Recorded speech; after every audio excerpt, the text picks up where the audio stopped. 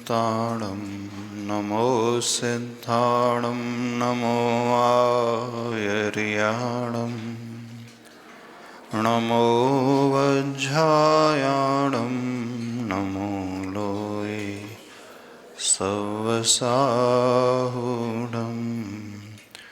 देवादिदेव 1008 श्री महावीर भगवान की, संत श्रवणयाचार्य भगवान गुरुदेव श्री विद्यासागर जी महाराज की, पूज्याचार्य श्री समय सागर जी महाराज की, निर्यापक मुनि श्री वीर सागर जी महामुनि राज की जय। समस्त मुनि संघ की जय। सामायिक किस प्रकार से होनी चाहिए, यह विषय चल रहा है। हमने समझा द्रव्य, क्षेत्र और काल को लेकर के कौन सी सावधानी व्यक्ति को बरतना चाहिए। अब चौथा फैक्टर आता है भाव को लेकर। मूल रूप से भाव सामायिक ही सामायिक मानी जाती है। भाव ध्यान ही ध्यान माना जाता है। भाव शून्य यदि वो प्रक्रिया है तो वो कार्यकारी नहीं होते हैं। भाव सामायिक का अर्थ है जो हम द्रव्य से कर रहे हैं उस समय हमारा मन भी उसमें लगे। सामायिक के 5 अतिचारों में एक अतिचार और रह गया है। योग का दुष्प्रणिधान ये तो समझ लिया। स्मृति अनुपस्थान ही है। उसमें एक शब्द आता है अनादर। जो व्यक्ति सामायिक अच्छी करना चाहता है, सामायिक तो बाद में होगी, सर्वप्रथम सामायिक के प्रति हमारा आदर का भाव कितना है। जहाँ आदर, उत्साह, उमंग का भाव होता है, जहाँ रुचि का भाव होता है, वहीं हमारा उपयोग मन लगता है और बहुत अच्छे से मन लगता है। यदि हमारे मन में आदर का भाव न हो तो नियम से हमारा मन भटकेगा, इधर उधर जाएगा। अब आप तो कहते हो कि नहीं, आदर तो रखते हैं हम। आदर का भाव रखने का अभिप्राय क्या है? बस हमें वही नजर आए। आदर हम उनके प्रति रखते हैं जिनके भीतर बहुत सारे गुण होते हैं। आदर इसलिए रखा जाता है उन जैसे गुणों को हम पाना चाहते हैं। हमारे भीतर बहुत कमी है, इसलिए हम दूसरे के चरणों में झुकते हैं, उसे रिस्पेक्ट देते हैं। ऐसे ही सामायिक शुरू करने के पूर्व हर साधक को अपने हृदय में यह अहोभाव लाना चाहिए, ग्रेटिट्यूड का भाव लाना चाहिए, आदर का भाव लाना चाहिए। जब हम ये सोच करके शुरू करेंगे तो बहुत अच्छा होता है। जिसके प्रति आभार का भाव, ग्रेटिट्यूड का भाव होता है, वहाँ हमारा झुकना अंदर से होता है। आदर के अभाव में ही व्यक्ति मजबूरी में कार्य करता है, औपचारिकताएं निभाता है। तो सबसे पहले यह देखें हमारा आदर का भाव कितना है, कितना हम उस क्रिया को अपनाना चाहते हैं।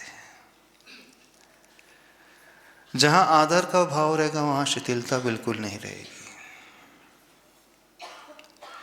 शिथिलता होती ही तब है जब हमारे मन में उस क्रिया के प्रति थोड़ा सा इग्नोरेंस चलता है वाला एटीट्यूड आ जाता है, और आदर उसके प्रति बहुत अधिक होता है जिसके बारे में हम इम्पोर्टेंस देते हैं, महत्व तो समझते हैं। जिसकी महिमा हम समझेंगे उसके प्रति झुकाव स्वतः ही अंदर से होता है। जब हमारी मानसिकता ये रहेगी कि ये सामने वाली क्रिया अथवा सामने वाला व्यक्ति बहुत विशेष है, बहुत महिमावान है, बहुत महान है, बहुत बड़ा है, बहुत अलग है, तो उसके प्रति अपने आप अंदर से झुकाव आएगा। जब आप लोग आचार्य भगवान के पास जाते हैं तो आचार्य भगवान के पास जाते ही अंदर से विशुद्धि क्यों बढ़ती थी आपकी? मतलब दुनिया में उनके अलावा ढेर सारे आचार्य हुए हैं, है ना? अन्य आचार्यों के भी दर्शन करने आप जाते होंगे, अन्य गुरुओं के, साधुओं के दर्शन करने जाते होंगे। ऐसा क्यों होता है कि किसी एक विशेष गुरु के प्रति, आचार्य भगवान के प्रति समर्पण का भाव बहुत ज़्यादा आ जाता है? अन्य जो आचार्य परमेष्ठी आदि हैं वे भी अपनी चर्या का पालन करते हैं, वे भी मूल गुणों का पालन करते हैं, लेकिन गुरुदेव के प्रति क्यों आता था? क्योंकि हर व्यक्ति की मानसिकता में यह था कि आचार्य भगवान बहुत विशेष है, बहुत महान है, तपस्वी हैं, महान साधक हैं, निर्लिप्त है, निष्प्रह है, उन जैसी साधना बड़ी दुर्लभ है। तो हमारे मन में ये विचार जब अंदर से पैदा होने लगता है तो बिना कहे हम स्वतः ही झुकते चले जाएंगे और बहुत अच्छे से झुकते चले जाते हैं। तो किस भावना ने हमें अंतरंग से झुकाया? सिर्फ इस भावना ने कि उनकी महिमा हमारे दिमाग में बहुत गहरी बैठ गई। ठीक ऐसे ही जब हम सामायिक करने जा रहे हैं तो सामायिक एक ऐसी प्रक्रिया है जो सामान्य नहीं, बहुत विशेष है। जितने भी केवली बनते हैं, अरिहंत बनते हैं, श्रेणी में चढ़ते हैं मुनिराज, इस सामायिक और ध्यान के बल पर ही चढ़ते हैं। सभी तपों में सबसे उत्कृष्ट तप कौन सा माना जाता है? ध्यान। 6 बहिरंग तप है, 6 अंतरंग तप है, और अंतरंग तपों में ध्यान रूपी तप ही एक ऐसा तप है जो साक्षात केवल ज्ञान का कारण है और मोक्ष का कारण है। स्वाध्याय करते हुए किसी को केवल ज्ञान नहीं होता है, वैयावृत्ति करते हुए नहीं हो सकता है, उपवास करते हुए नहीं हो सकता है, रसों का त्याग करते हुए नहीं हो सकता है। ये केवल ज्ञान की उत्पत्ति अथवा लक्ष्य की प्राप्ति एकमात्र सामायिक और ध्यान के माध्यम से ही हो सकती है। तो इसलिए सर्वोत्कृष्ट तप, सबसे उत्तम तप ध्यान तप माना जाता है, सामायिक तप। उस ध्यान की महिमा, सामायिक की महिमा सबसे महान है। जब हमारे दिमाग में ये बात गहरी बैठ जाएगी कि जो हम प्रक्रिया को अपनाने जा रहे हैं, सामायिक रूपी क्रिया को करने जा रहे हैं, ये सामान्य नहीं, बहुत विशेष है, इसी से कर्मों का क्षय होता है, इसी से दुखों का क्षय होता है, ये ही सब कुछ देने वाली प्रक्रिया है, तो स्वतः ही हमारा आदर का भाव गहरा पैदा होता चला जाएगा। फिर हम सामायिक करने बैठेंगे, फिर अपने आप मन लगने लगेगा, फिर मन भटकेगा नहीं। होता क्या है, बिना सोचे समझे हर व्यक्ति सामायिक करने बैठ जाता है। सोचे समझे का अर्थ क्या है? वह उसके प्रति वह विशेषता का भाव, महिमा का भाव लेकर के नहीं आता। यदि हम सामायिक शुरू कर रहे हैं, उससे पूर्व सोचे कि मैं छोटी क्रिया नहीं कर रहा हूँ, मैं बहुत बड़ी क्रिया कर रहा हूँ, ऐसी क्रिया कर रहा हूँ जिस क्रिया का आलम्बन गणधर परमेष्ठी भी लेते हैं, तीर्थंकर भगवान भी इसी का आलम्बन लेते हैं, बड़े बड़े रिद्धि संपन्न जो मुनिराज हुए हैं वो भी इसी के माध्यम से उस लक्ष्य को पाते हैं। जितने भी साधु हैं, उपाध्याय हैं, आचार्य हैं, तपस्वी हैं, साधक हैं, वे सभी इस क्रिया का आलम्बन लेते हैं, इसी से उन्हें सिद्धि होती है। तो मैं भी उस महान क्रिया का आलम्बन ले रहा हूँ। फिर देखना भाव कितने अच्छे पैदा होते हैं। तो प्रारंभ करने के पूर्व 1 मिनट 2 मिनट ये चिंतन करें, उसकी महिमा के बारे में सोचें और वो कितनी विशेषता को लिए है इसके बारे में सोचेंगे, तब हमारे भीतर वो गहरा आदर का भाव पैदा होगा। तो भाव सामायिक का लाभ यदि हम चाहते हैं अथवा भाव सामायिक करना चाहते हैं तो पहले विशेषता का चिंतन अवश्य करें। समझ में आ रहा है? कितने लोग करते हैं? नहीं, सामायिक करते ये नहीं पूछ रहे। सामायिक तो हर प्रतिमाधारी श्रावक करता ही है, और जो प्रतिमाधारी श्रावक नहीं है वो भी सामायिक का अभ्यास करता है। व्रती श्रावक भी है, वो भी सामायिक करता है, ध्यान करता है, मेडिटेशन करता है। सामायिक वो ध्यान मेडिटेशन के पूर्व ये भाव कितने लोग लेकर के आते हैं? विशेषता का भाव, महिमा का भाव नहीं लाते। तो बिना ये सोचे समझे हम बैठ जाएंगे तो फिर वो एक प्रकार से एक्टिविटी होकर के रह जाएगी, क्रिया होकर के रह जाएगी। हमारा मन भटकने बहुत जल्दी शुरू कर देता है।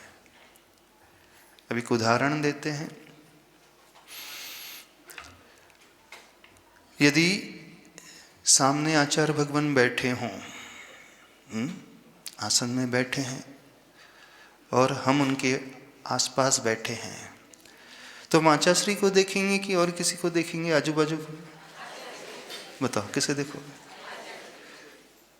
और किसी को नहीं देखोगे? क्यों?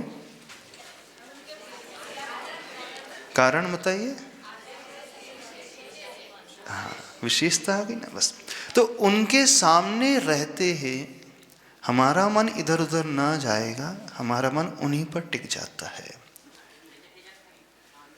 और उनकी अनुपस्थिति में हो सकता है व्यक्ति इधर भी देख लेगा, उधर भी देख लेगा, बातें भी कर लेगा, सब डिस्ट्रैक्ट, सब तरीके से डिस्ट्रैक्ट भी होता चला जाएगा। ठीक ऐसे ही अब हम जो क्रिया प्रारंभ करने जा रहे हैं वो विशेष क्रिया है। ये मन में भाव आ गया तो फिर मन भटकेगा नहीं, वह सामायिक भाव सामायिक कहलाएगी। भाव सामायिक का अर्थ पूरा उपयोग उसी में लगा है। ठीक है, अब आगे बढ़ते हैं। कल बात रखी थी सामायिक में मूल रूप से हमें अपने ही आत्मा का आलम्बन लेना चाहिए और वही वास्तव में सामायिक कहलाती है।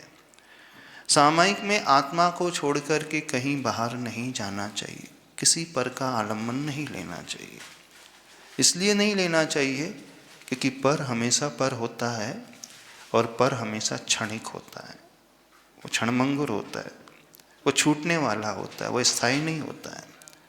और जो स्थायी नहीं होता, अस्थायी होता है, वो चला जाता है, जब वो जाएगा तब विकल्प होगा। तो हमें स्थायी का आलम्बन लेना चाहिए। अब हमारा शरीर भी पर है, हमारे भीतर ऐसा क्या जो कभी नहीं छूटता? आत्मा का जो स्वभाव है ज्ञान और दर्शन। देखना, राग का भाव वो भी बदल जाएगा, छूट जाएगा। क्रोध का भाव आएगा वो भी छूट जाएगा। अभिमान है वो भी हमेशा नहीं टिकता, अंतर्मुहूर्त बाद वो भी विलीन हो जाता है।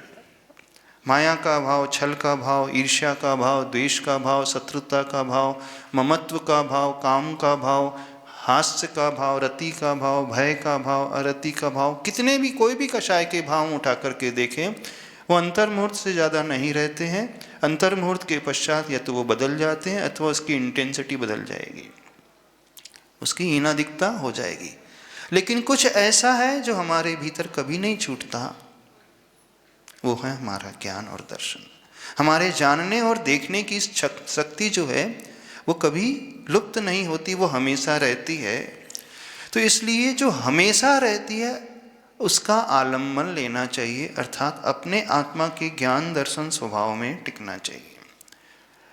पर जिसका अभ्यास नहीं है, संस्कार नहीं है, वो कोशिश करेगा, थोड़ी देर बाद नियम से वो भटक जाएगा, यानी मन उसका बाहर चला जाएगा। तो फिर क्या करें, क्या पुरुषार्थ करना चाहिए? तो फिर आचार्य भगवान कहते हैं, यदि हम अपनी आत्मा में स्थिर नहीं बैठ पाते हैं, अपनी आत्मा का ही चिंतन नहीं कर पाते हैं, तो फिर वो कहते हैं कि उनका चिंतन करें, उनका ध्यान करें, उन्हें ध्यान का विषय बनाएं जिन्होंने स्वयं अपनी आत्मा को पा लिया है। अब वो साधक कारण, वो आलम्बन। तो अब किसका चिंतन करना है? अपनी आत्मा को पाया अरिहंत परमेष्टि ने। तो इसलिए फिर कहा जाता है नमो अरिहंताड़म, इनका आलम्बन लो, इन्हें नमस्कार करो। अब कैसे उनका आलम्बन लेना है? अब आप जाप करोगे, थोड़ी देर बाद फिर मन भटक जाता है, भटकता है ना। नमो अरिहंताड़म, नमो अरिहंताड़म आपने कहा, शब्द से उच्चारण चल रहा है लेकिन मन कहीं और चल गया। तो उसका तरीका है, जो गाथा हमने कल कही थी, प्रवचन सार ग्रंथ में आती है, आचार्य कुंद कुंद भगवान ने लिखी है, जो जानदि अरिहंतम दव्वत गुण पज्जयत सहितम, सो जानदि अप्पानम मोहो जादो तस् खयम लेदी। अर्थात जो अरिहंत भगवान को द्रव्य गुण और पर्याय से जान लेता है, वह अपनी आत्मा को जान लेता है। अपनी आत्मा को जानने का अभिप्राय क्या? अपने आत्म स्वभाव में आ जाता है। वैसे आत्मा को तो सभी जानते हैं, आप लोग भी जानते हैं, नहीं जानते? आत्मा जो है द्रव्य है, आत्मा जीव द्रव्य है, आत्मा कभी मरती नहीं, आत्मा का स्वभाव ज्ञान दर्शन सुख वीर वाला है, ये तो हर व्यक्ति जानता है। तो यहाँ आत्मा को जानने से अर्थ क्या है? आत्ममय वो हो जाता है, आत्म स्वभाव में लीन हो जाता है। तो कैसे लीन हो जाता है? तो जिन्होंने उस आत्म स्वभाव को पाया, उन अरहंत भगवान को द्रव्य गुण और पर्याय से ध्यान का विषय बनाए। अब उदाहरण बताते हैं आपको।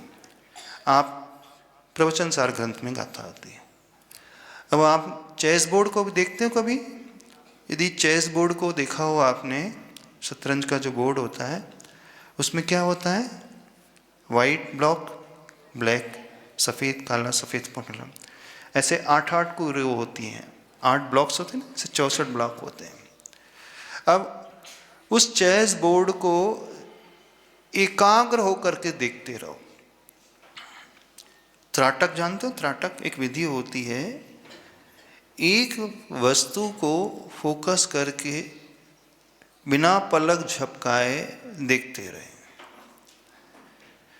थोड़ी देर के बाद यदि हम आंख बंद भी कर लें तो वही हमें नजर आता है। अच्छा, मान लीजिए आपने उस चेस बोर्ड के वाइट ब्लॉक को जो सेंटर में बीचों बीच है उसे देखना शुरू किया। अब उसी के बाजू में काला भी है, उसके ऊपर भी काला ब्लॉक है, चारों दिशाओं में ब्लैक ब्लैक ब्लॉक है और बीच में सेंटर में वाइट है। अब काला ब्लॉक भी है, वाइट भी है, काला वाइट सब कुछ है, एक साथ हैं, लेकिन हमने अपने ध्यान को विषय बनाया सिर्फ बीचों बीच जो सफ़ेद बॉक्स है उससे बनाया, और लगातार उसे एकटक देखते चले जाते हैं। तो क्या होता है? हमें काला ब्लॉक नजर आता है, जबकि वो है कि नहीं वहां पर। समझ रहे हो हम क्या कह रहे हैं? जो बीचों बीच जो सफ़ेद बॉक्स है उसके चारों तरफ काला, फिर सफ़ेद, फिर काला, फिर सफ़ेद, फिर काला, फिर सफ़ेद, ऐसे यानी 9 बॉक्स का आप इमेजिन कर लो। बीचों बीच सेंटर में वाइट है, ऊपर राइट, उसको ठीक ऊपर ब्लैक, फिर बाजू में वाइट, फिर ब्लैक वाइट, ऐसा पूरी चेन चलेगी, और सेंटर वाला जो है वाइट है। हम सिर्फ उसे ही देखते हैं, तो चारों तरफ ब्लैक बॉक्स भी हैं और वाइट भी हैं, पर अब हमें वो नहीं दिखता है, हमें सिर्फ सफ़ेद ही नज़र आता है, जबकि सारे ब्लॉक्स वहाँ रहते हैं, और रहते हुए भी वो हमारी आंखों से ओझल हो जाते हैं। होता है ना ऐसा? अब उसे देखते देखते लगातार थोड़ी देर बाद यदि हम आँख बंद भी कर लें तो क्या नज़र आएगा? वही सफ़ेद ब्लॉक ही नज़र आएगा। ठीक ऐसे ही जब हम एकाग्र होकर के उन अरिहंत भगवान को द्रव्य की अपेक्षा देखना शुरू करें, गुण की अपेक्षा अथवा पर्याय की अपेक्षा देखना शुरू करें, थोड़ी देर बाद हमें वही नजर आएगा। अब थोड़ा सा और समझो गहराई से, द्रव्य क्या हुआ? उनकी आत्मा द्रव्य हो गई। वो आत्मा तो दिखती नहीं है। आत्मद्रव्य द्रव्य ज्ञान, तीर्थंकर भगवान की आत्मा तो नजर नहीं आएगी। अब मंदिर में जो भगवान की प्रतिमा है उसे हमने ध्यान का विषय बनाना, कैसे बनाना वो बता रहे हैं आपको। तो उनकी आत्मा नजर नहीं आएगी। अब अरिहंत भगवान में कितने गुण होते हैं? 46 मूल गुण होते हैं। नजर आते हैं आंखों से? आते हैं? नहीं, कुछ तो नजर आते हैं, कुछ नजर नहीं आते हैं। कौन से गुण नजर आते हैं? अष्ट प्रातिहार नजर आते हैं, है ना। उसके अलावा और गुण नजर आते हैं? उनका ज्ञान, केवल ज्ञान नहीं दिखता, केवल दर्शन, उनका सुख, उनका अनंत वीर नहीं दिखता। जन्म के अतिशय, वो तो पहले ही हमने देखे नहीं, प्रश्न ही नहीं उठता। केवल ज्ञान के 14 अतिशय, अभी वो है नहीं। केवल ज्ञान के 10 अतिशय, देवकृत 14 अतिशय, 34 अतिशय, वो भी नजर नहीं आते। 46 मूल गुणों में मात्र 4 मूल गुण ऐसे हैं जो आत्माश्रित हैं, है ना, ज्ञान, दर्शन, सुख और वीर। बाकी 42 मूल गुण कौन से हैं जो उनके आत्माश्रित नहीं है? कुछ शरीर आश्रित हैं और कुछ शरीर से भिन्न हैं। अब देखो विशेषता देखना, जो शरीर से भिन्न है, पुद्गल है, उसे भी गुण कह दिया गया।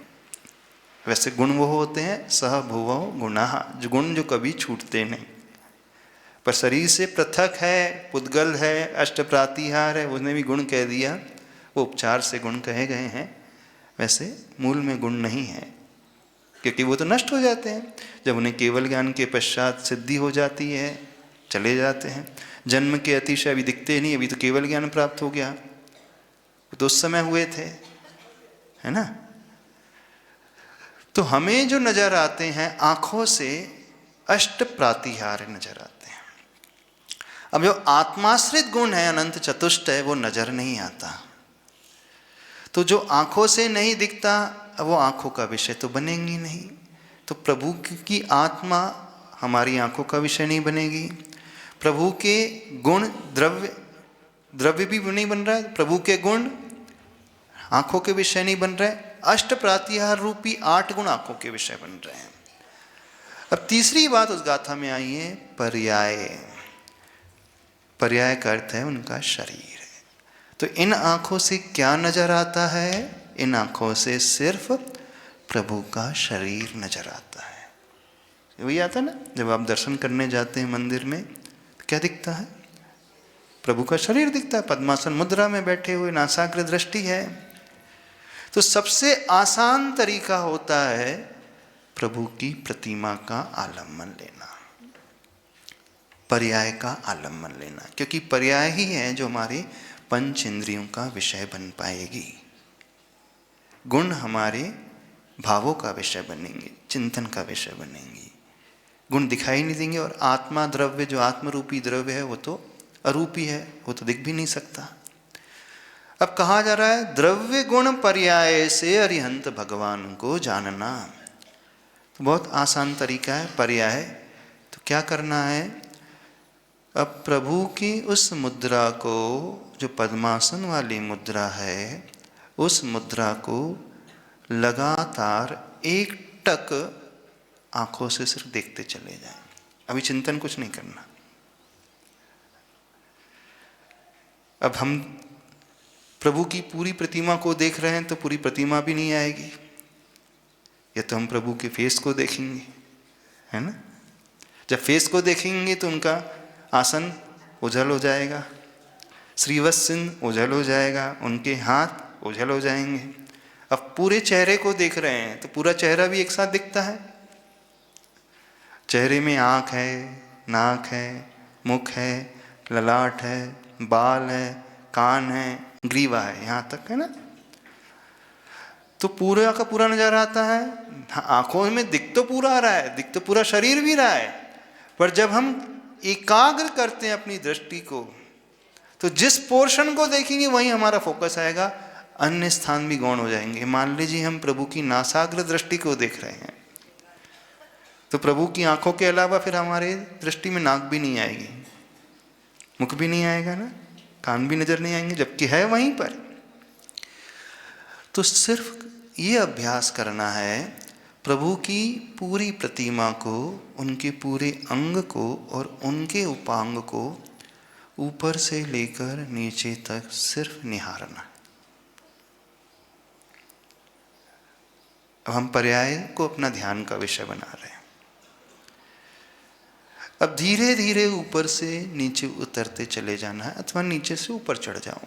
पहले प्रभु के चरणों की ओर दृष्टि लाओ, फिर उस आसन की ओर दृष्टि लाएं, फिर उनके दोनों हस्त कमलों की ओर दृष्टि लाएं, फिर उनकी नाभि की ओर दृष्टि लाएं, फिर उनके हृदय स्थल श्रीवत्स का जहाँ चिन्ह होता है वहाँ दृष्टि लाएं, फिर उनकी ग्रीवा जिसमें त्रिवलियाँ हैं, गर्दन, फिर उनकी चिन्ह, फिर उनका मुख, फिर उनकी नासा, फिर उनकी आँखें, उनका ललाट, उनके कान, उनके बाल, उनका मस्तक।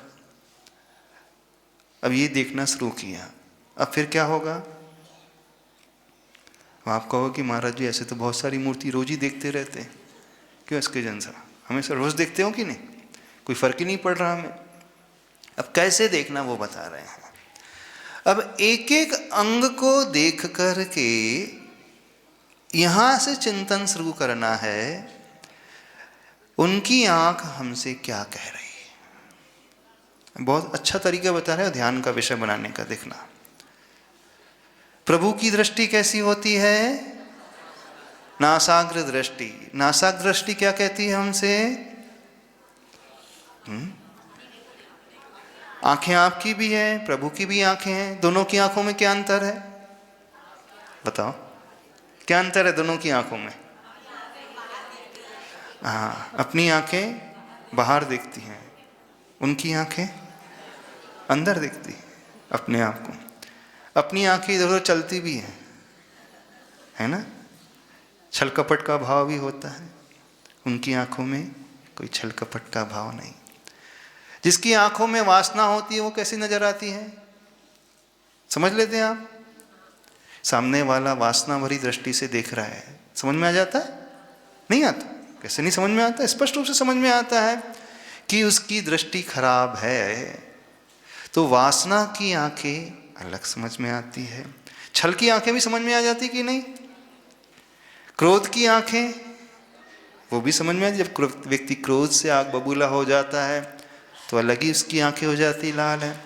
जो अभिमान से भरा हुआ होता है उसकी आंखें वो भी हैं, जो डरा हुआ है उसकी आंखें, और जो उग्र है उसकी आंखें, जो विस्मय से भरा हुआ है उसकी आंखें। जितने भी इमोशंस हमारे भीतर पैदा होते हैं, जितने भी भाव हमारे पैदा होते हैं, प्रायः हर भाव हमारे फेस से प्रकट हो जाता है। और उस फेस में भी दो ही ऐसी चीजें हैं, मुख्य रूप से आंखें और दूसरा हमारा मुख।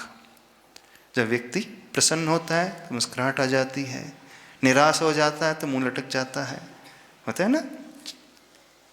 तो होठों की आकृति और आंखों की आकृति, ये दो आकृति ऐसी हैं अंदर के हर भाव को बता देती है, बताती है कि नहीं। और ये पढ़ना जानता हर व्यक्ति जानता है, इवन पशु भी पढ़ लेता है, गाय का बछड़ा भी पढ़ लेता है। माँ की आंखों में करुणा झलक रही है कि माँ की आंखों में वात्सल्य झलक रहा है कि क्रोध झलक रहा है। आपके गोद का बच्चा भी पकड़ लेता है कि नहीं।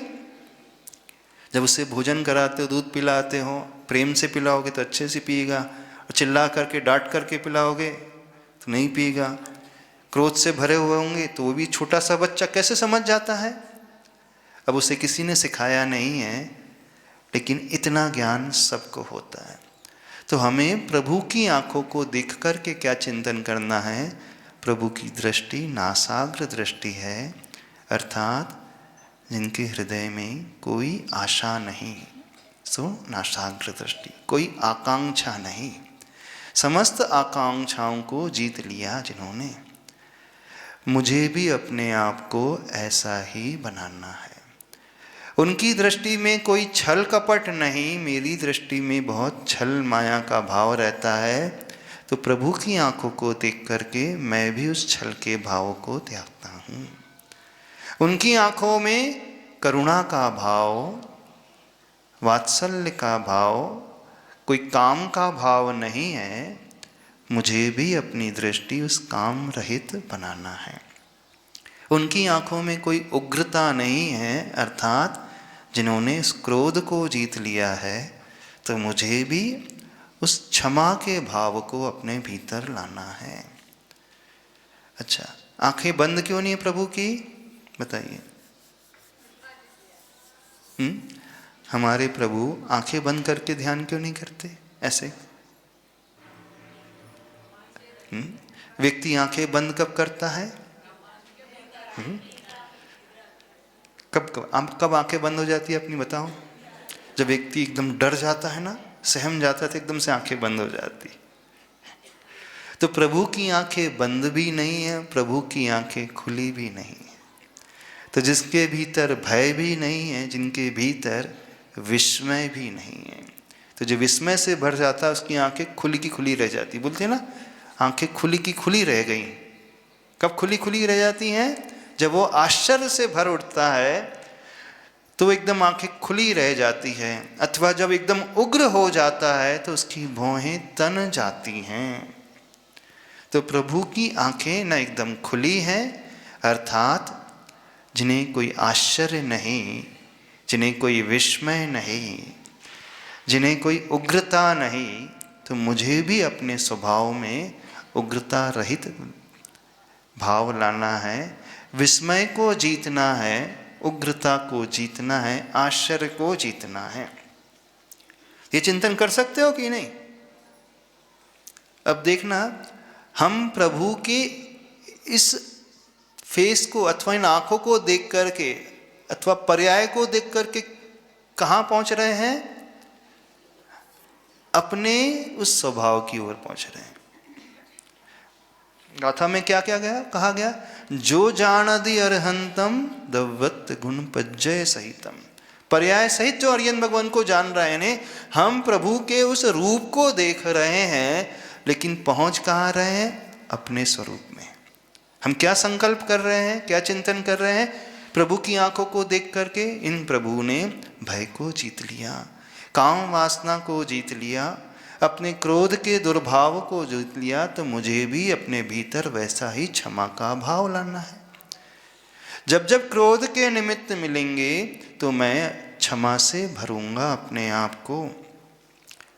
जब जब छल कपट का निमित्त मिलेगा तो मैं छल कपट नहीं, एकदम सरलता का भाव लेकर के आऊंगा। दृष्टि में प्रभु की आंखें हैं, लेकिन हमारा चिंतन कहाँ चल रहा है? अब हमारे भीतर हमें सरलता लाना है, क्षमा लाना है, उग्रता को छोड़ना है, काम को छोड़ना है। तो प्रभु की आंखों को देख करके हम अपने स्वभाव में आ रहे हैं कि नहीं आ रहे? अब ये हो गई आंखें। उसके पश्चात प्रभु का एक एक अंग निहारना। प्रभु के कान क्या कह रहे हैं, अब उसे ध्यान से देखना। अब आपको चिंतन करना सिखा रहे हैं। प्रभु के रूप को देख करके कैसे व्यक्ति अपने स्वरूप तक पहुंचता है। तो उन्हें ऐसे कान क्यों मिले? कान किसके प्रतीक होते हैं? कान श्रवण इंद्रिय मानी जाती है, सुनने के प्रतीक।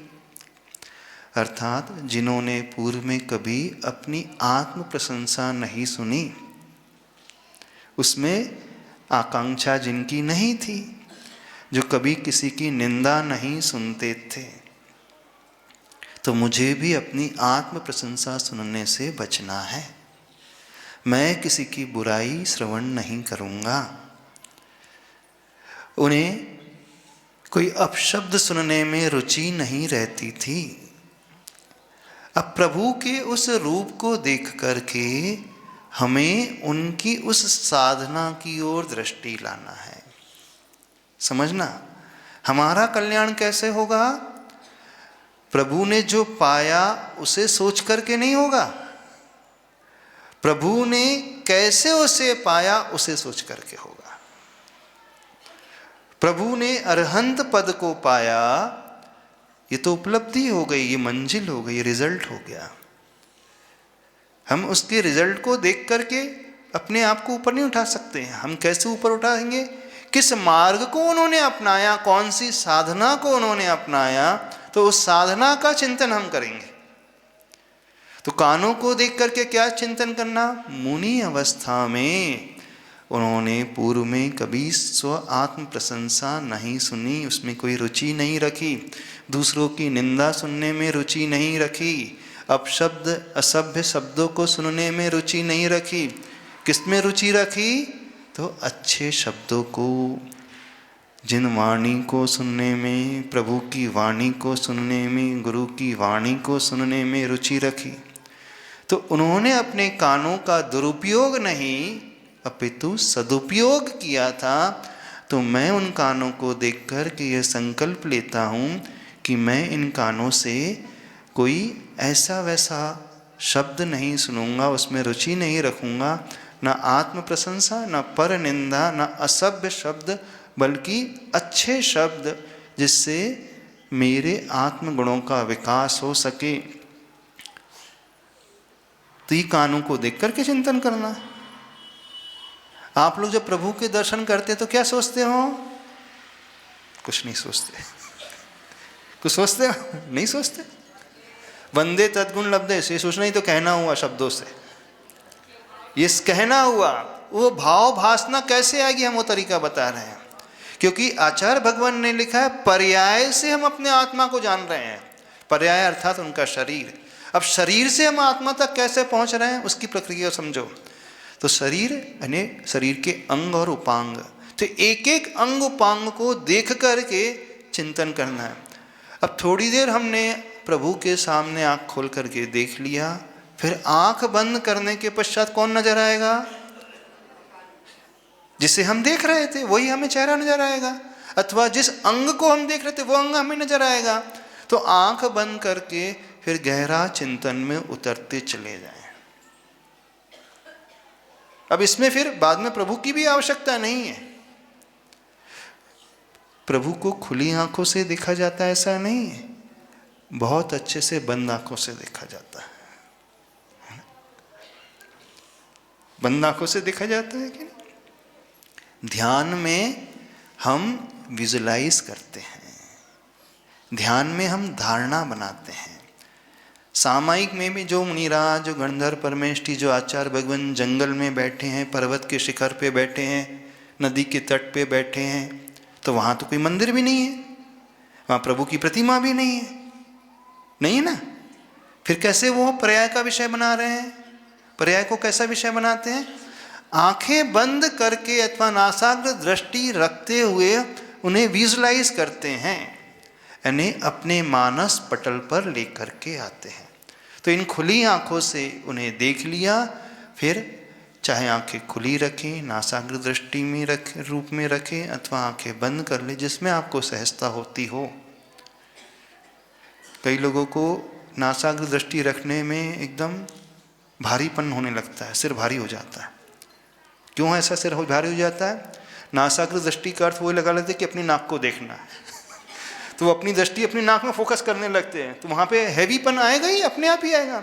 नासाग्र दृष्टि का अर्थ वहाँ पर ऐसा नहीं कि नासा को देखना है, नासाग्र दृष्टि का अर्थ ये है कि दुनिया को नहीं देखना है, बंद भी नहीं करना है, सहज हो जाना है, और जो हो रहा है उसे होने देना। सामायिक में सहजता की स्थिति होती है, नाक को देखना तो तनाव वाली स्थिति हो जाएगी, इसलिए सिर भारी होता है लोगों का। इसलिए लोग कहते हैं महाराज जी हम नासाग्र दृष्टि बिल्कुल नहीं कर सकते, हाँ हमारा सिर दर्द देने लगता है नासा, तो वो नाक को देखने लगते हैं। नाक को देखना ही नहीं वहाँ पे, वहाँ उसका अर्थ है कि दुनिया को नहीं देखना है। तो दुनिया को जब हम देखते तो आंखें हमारी पूरी खुल जाती हैं, डरते हैं तो आंखें बंद हो जाती हैं। तो प्रभु डरते भी नहीं हैं और देखने के इच्छुक भी नहीं है, यानी सहज रूप से जो है बस आंखें नीचे हो गई, पलकें आधी से झुकी हो गई। अब उन्हें कोई अंतर नहीं, कोई आ रहा है, जा रहा है, कोई क्या कर रहा है, कोई अंतर नहीं पड़ रहा उन्हें। क्योंकि आंखें जब बंद करते हैं तो अंदर सूक्ष्म रूप से कषाय का भाव है। क्या कषाय का भाव है? एक तो डर का भाव है, इस कारण बंद कर रहे हैं। और उसमें एक कमी आ सकती है, व्यक्ति निद्रा में जा सकता है। जब आंखें बंद होती हैं तो नींद उसे आ सकती है। तो एकदम सहज प्रवृत्ति बतलाई है भगवान ने। सहज प्रवृत्ति क्या है? हमारा जैसा है। तो देखो, जैनों की प्रतिमा ऐसी होती हैं जो नासाग्र दृष्टि वाली। बाकी अन्य दर्शन में या तो उनके भगवान आंख बंद करे हुए मिलेंगे अथवा आंख पूरी खुले हुए मिलेंगी। तो हम संसार को देखने की रुचि से विराम लें। वो उत्सुकता को छोड़ने का भाव है वहां पर। उत्सुगतम भयम सोगम हृदि मर्दिम च वो सरे, प्रतिक्रमण में आती है ना पंक्ति, वहां सबसे पहले कहा गया उत्सुगतम। उत्सुगतम का अर्थ है उत्सुकता। उत्सुकता क्या है कहलाती? अंदर इच्छा का नाम है उत्सुकता। उत्सुकता होती ना, कौन आया, पहचाना सा लग रहा है, आवाज आ रही है, किसकी आ रही है, शायद उसकी तो नहीं है। तो ये उत्सुकता है अंदर, ललक है, जान ले।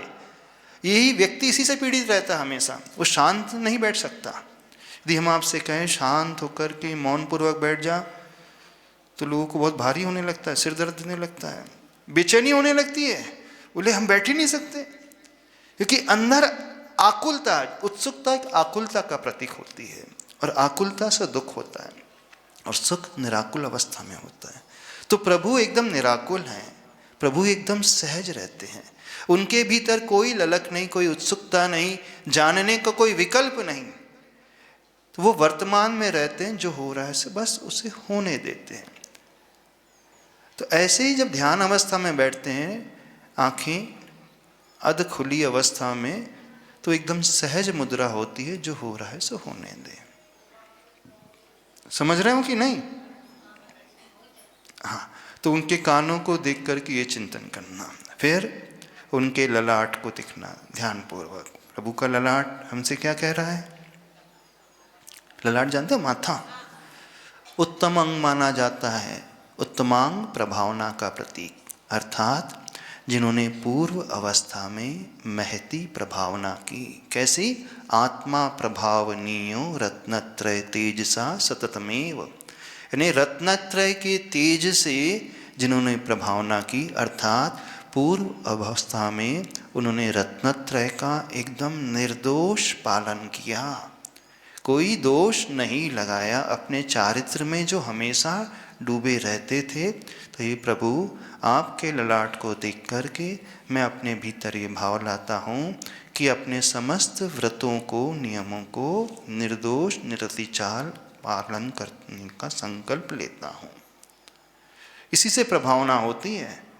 फिर वही ज्ञान है, तप है, तेज है, दान तपो जिन पूजा विद्या अतिशयश्च जिन धर्मा, यानी प्रभावना किससे होती है? उन्होंने वैसा तप किया था, उन्होंने वैसे ज्ञान का अध्ययन किया था। तो जो अपूर्व ज्ञान को पाते हैं, अपूर्व तप को करने वाले होते हैं, उसके माध्यम से प्रभावना होती है। तो वो ललाट जो है उस प्रभावना का प्रतीक। तो अर्थात मैं अपने समस्त दोषों को, शिथिलता को त्याग करके निर्दोष रूप से आचरण करूंगा। फिर प्रभु की नासा की ओर दृष्टि लाना। नासा मीन्स नाक की ओर। नाक क्या कहती है? नाक किस काम में आती है? गंध लेने के काम में आती है, श्वास लेने के काम में आती है। तो गंध अर्थात यहाँ पर जो हमेशा गुण रूपी सुगंधि को ही लेने वाले थे। गुण रूपी सुगंधि का अर्थ क्या है? जिन्होंने पूर्व अवस्था में हमेशा गुणग्राही दृष्टि रखी थी, छिद्रान्वेषी दृष्टि जिनकी नहीं थी। अब देखना, इसके लिए कोई शास्त्र की आवश्यकता नहीं, ये चिंतन करने के लिए, ये मंथन करने के लिए, अपने तक पहुंचने के लिए। ये सिर्फ अपने ही दिमाग से सोचना कि जो हमेशा गुणग्राही दृष्टि रखते थे, अर्थात जो किसी की कमी को नहीं देखते थे, जो किसी के दोष की ओर दृष्टि नहीं रखते थे, अर्थात जो पूर्ण रूप से अपने उपगूहन अंग को अच्छे से पालते थे, इसके फलस्वरूप ऐसा रूप और स्वरूप उन्होंने पाया। समझ रहे हो? और हम क्या लेते हैं? दोष वाली दृष्टि को लेते हैं ना। संसारी व्यक्ति अधिकतर दूसरों के दोष को देखता है, अर्थात उपगूहन अंग को पालता नहीं है और ग्लानि के भाव से भर जाता है, यानी विचिकित्सा के भाव से भर जाता। तो प्रभु ने निर्विचिकित्सा और उपगूहन अंग को अच्छे से पाला था। तो उनकी नासा हमें कह रही है कि हम भी अपने उन नियमों को इस प्रकार से पालें और गुणग्राही दृष्टि रखें। प्रभु का मुख, अब कहाँ आना? अपनी दृष्टि को कहाँ लाना? प्रभु का मुख। मुख क्या कहता है? जिनके मुख से अथवा सर्वांग से दिव्य ध्वनि कीर्ति है। पूर्व अवस्था में जिन्होंने अपनी वाणी का संयमित प्रयोग किया, हित मित और प्रिय वाणी का प्रयोग किया, जो हमेशा भाषा समिति के माध्यम से अपनी चर्या निभाते थे। जिह्वा का काम क्या है? जिह्वा इंद्री का काम क्या है? चखना और बकना, है ना। एक काम क्या? एक तो चखना, दूसरा बकना। चखते हो तो जिह्वा से और बकते हो तो भी, यानी शब्दों का उच्चारण भी जिह्वा से होता है। और रसना इंद्री जो स्वाद भी लेती है और एक प्रकार से वो स्पर्शन इंद्री भी कभी काम करती है। तो जिह्वा 3 प्रकार से काम करती है अपने, है ना। एक स्वाद लेती है, दूसरा शब्दों का उच्चारण करती है, तीसरा उसे स्पर्शन इंद्री का ठंडे गर्म का भी भान होता है कि नहीं। ठंडी वस्तु चली जाए तो पकड़ लेती है, गर्म आ जाए तो पकड़ लेती है। शीत उष्ण, चिकना है, कड़ा है, ये भी पकड़ लेती है। तो जिह्वा इंद्री एक ऐसी इंद्री है अपने शरीर में जो मल्टी डायमेंशनल काम करती है। बहुत सारे काम हैं, कहने के लिए एक ही चीज़ है पर उससे बहुत सारी एक्टिविटीज़ होती है। चखती है, बकती है और छूती भी है, टच भी करती है। तो जिन्होंने पूर्व अवस्था में अपनी जिह्वा इंद्री से लोलुपता के कारण कोई आहार ग्रहण नहीं किया, रसना इंद्री को जिन्होंने पूर्व में जीता था, इस जिह्वा के माध्यम से कठोर शब्दों का, असभ्य शब्दों का, मर्मभेदी शब्दों का आलम्बन जिन्होंने नहीं लिया, इस जिह्वा से जिन्होंने हमेशा प्रभु का गुणगान किया, अच्छे शब्दों का, सत्य शब्दों का उच्चारण किया, किसी को हतोत्साहित करने वाले नहीं, व्यंग करने वाले शब्दों का आलम्बन नहीं लिया, तो उनके मुख को देख करके हमें क्या चिंतन करना है, क्या धारणा बनाना है कि मैं भी अपनी जिह्वा का प्रयोग ऐसे करूँगा। इसके पश्चात उनकी ग्रीवा की ओर आना। प्रभु की गर्दन कैसी रहती है? तनी रहती है क्या? अकड़ी झुकी रहती है? नहीं, न तनी है न झुकी है, सहज सीधी है। तंती किसकी गर्दन है? जो मानी होता है, अभिमानी होता है। और झुकती किसकी गर्दन है? जो दीनहीन हो जाता है। तो प्रभु न दीनहीन थे न प्रभु अभिमानी थे। तो मुझे दीनहीन भी नहीं बनना है, अर्थात जो भी मुझे मिल रहा है मेरे कर्म के उदय से मिल रहा है, अपने भीतर कोई दीनता का, याचना का भाव नहीं लाना है। और यदि कुछ गुण आ गए तो उसके प्रति अभिमान का, कषाय का भाव नहीं लाना है। तो प्रभु की गर्दन ये संकेत हमेशा देती है। इसके पश्चात हृदय स्तर की ओर दृष्टि लाएं, श्रीवत्स की ओर देखें तो अपूर्व वात्सल्य जिनके हृदय में प्राणी मात्र के प्रति भरा हुआ था, उसका प्रतीक श्रीवत्स का चिन्ह वह है। प्रभु के दोनों शोल्डर्स, कंधे समान समान अनुपात को लिए हुए, ऐसा नहीं कि कोई एक झुक गया हो इधर, कोई उधर झुक गया हो। समचतुरस संस्थान, अर्थात जिन्होंने पूर्व अवस्था में प्रभु की बहुत भक्ति की थी, इसलिए उन्हें समचतुरस संस्थान मिला। उसके पश्चात दृष्टि उनकी नाभि की ओर, नाभि शक्ति केंद्र माना जाता है। जिनकी नाभि बैलेंस्ड रहती है, अर्थात पूर्व अवस्था में जो हर जगह व्यवस्थित जीवन जीते थे, बैलेंस बना करके जीवन जीते थे। नाभि उस पेट का प्रतीक है, अर्थात वो जो भी ग्रहण कर लेते थे मलमूत्र के रूप में कन्वर्ट नहीं होता था, पूरा ऊर्जा के रूप में कन्वर्ट होता था, है ना। प्रभु का, तीर्थंकर भगवान का निहार नहीं होता, मल मूत्र पसीना नहीं निकलता। तो किसका प्रतीक है? जो भी आहार ग्रहण करते वो ऊर्जा के रूप में, जिनकी जठराग्नि बहुत तेज थी। तो किनकी जठराग्नि तीव्र होती है? जिसकी मानसिकता बहुत अच्छी होती है उनकी जठराग्नि तीव्र होती है। जिनका मन बहुत सुलझा हुआ होता है, सरल होता है, उसकी जठराग्नि बहुत अच्छी होती है। जिसका मन बहुत उलझा हुआ रहता है, डरा हुआ रहता है, निराशा से भरा हुआ रहता है, चिंतित रहता है, परेशान रहता है, उसका पेट उतना ही खराब रहता है। इस नियम है। तो प्रभु का मन एकदम सुलझा हुआ, अर्थात जो भी वो ग्रहण कर लेते थे वो ऊर्जा के रूप में बदल जाता था, यानी जो भी वो पढ़ते थे वो आत्मसात कर लेते थे। तो मैं भी अपनी चर्या को ऐसा बनाऊं, जो भी ग्रहण करूं उसे आत्मसात कर लूं। प्रभु के दोनों हथेली की ओर दृष्टि, एक के ऊपर दूसरा कर रखा है, अर्थात जिनके भीतर कोई कर्तापन का भाव नहीं था। कर्तव्य दृष्टि को जो रख करके अपना जीवन कर चलाते थे। दृष्टि दोनों चरणों की ओर, अर्थात जिनका आचरण पूर्ण निर्मल था। दृष्टि प्रभु के उस आसन की ओर, सीधा आसन, रीढ़ एकदम सीधी, अर्थात जिनका स्थितिकरण अंग बहुत मजबूत था। समय हो गया? तो ये कहलाता है, अभी शॉर्ट में बताया, डिटेल में तो सुन लेना, हमने बहुत बताया, एक एक अंग के ऊपर एक एक घंटा बोला है, सुन लेना। भक्तामर के प्रवचन में जब हमने समझाया है तो एक एक अंग में बताया है, उसमें सुन लेना।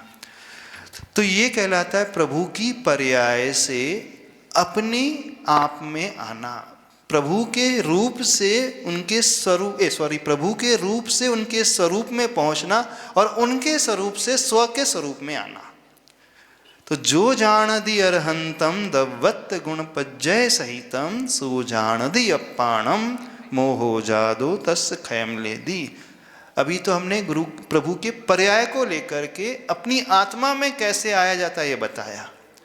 अब प्रभु के गुण को लेकर, उनके आत्म द्रव्य को लेकर फिर कभी बाद में बताएंगे, अभी इतना ही रखते हैं। बोले देवादिदेव 1008 श्री महावीर भगवान की, संत श्रोमणी आचार्य भगवान गुरुदेव श्री विद्यासागर जी महाराज की जय हो। परम पूज्य वर्तमान समझ में आया विषय? अब प्रभु के रूप को देख करके ऐसे सामायिक करना। परम पूज्य वर्तमान